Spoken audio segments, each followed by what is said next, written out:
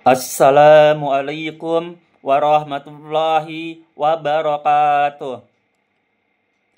Halo semuanya, perkenalkan saya Adnan Priyamitra Sadeli dengan NIM 14046240015,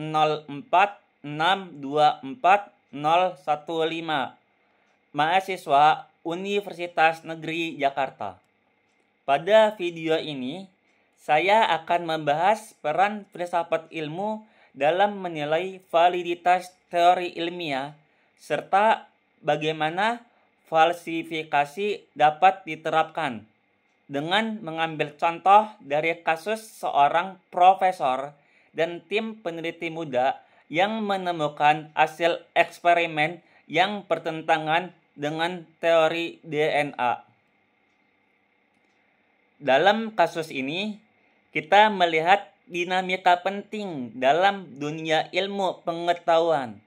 Seorang profesor yang telah lama mengembangkan teori tentang mekanisme DNA tiba-tiba menghadapi tantangan ketika tim peneliti muda menemukan data baru yang bertentangan dengan teori DNA. Lalu, muncullah sebuah pertanyaan penting. Apakah teori lama tersebut masih valid? Dan bagaimana kita harus menyikapinya? Untuk menjawab pertanyaan ini, kita dapat menggunakan pendekatan filsafat ilmu, khususnya gagasan dari Karl Popper dan Thomas Kuhn.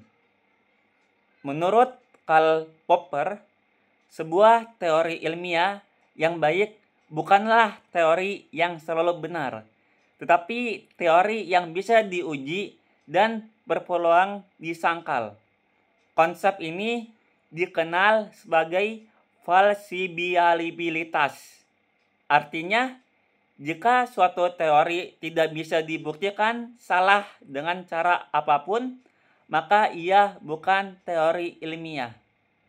Nah, dalam kasus ini, ketika muncul data baru yang bertentangan, maka kita justru melihat bahwa teori tersebut memang ilmiah, karena bisa diuji dan dipertanyakan.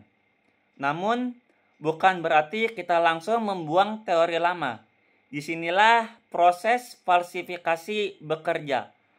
Para ilmuwan harus meninjau ulang desain eksperimen dan data statistik, melakukan replikasi penelitian untuk menghindari kesalahan, dan mempertimbangkan apakah teori lama masih bisa dikembangkan atau harus diganti.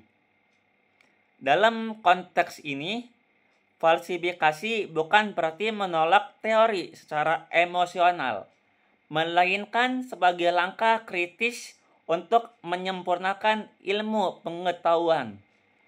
Sekarang, mari kita hubungkan dengan pemikiran Thomas Kuhn.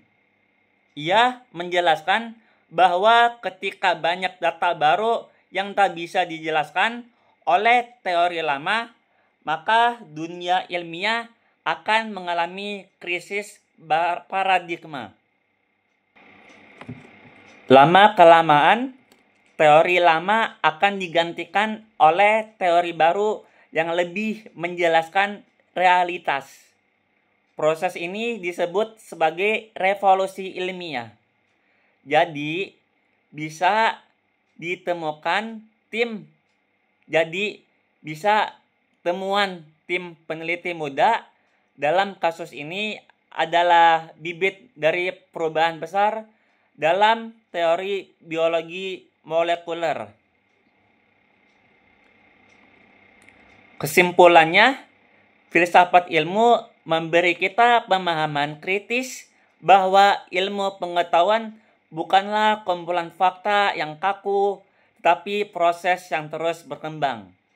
Validitas sebuah teori bukan diukur dari seberapa lama ia dipercaya, tetapi dari sejauh mana ia terbuka untuk diuji dan disempurnakan. Melalui falsifikasi dan keterbukaan terhadap perubahan paradigma, ilmu menjadi dinamis dan progresif. Demikian analisis dari saya. Semoga bisa menambah wawasan kita semua dalam memahami peran filsafat ilmu dalam perkembangan pengetahuan. Terima kasih sudah menonton. Jika ada yang kurang atau yang salah, mohon dimaafkan. Wassalamualaikum warahmatullahi wabarakatuh.